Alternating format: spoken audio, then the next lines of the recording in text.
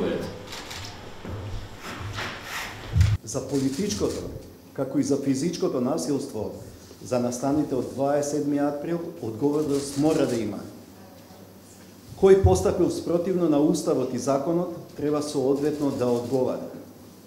Но одговорноста не смее да се генерализира.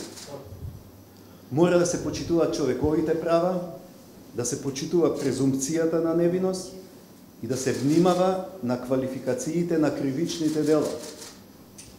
Ја поддржував и сега ја поддржувам граѓанската иницијатива за заедничка Македонија, која повеќе од 2,5 месеци на мирен и достоинствен начин ја искажуваше грижата за националните интереси на Република Македонија.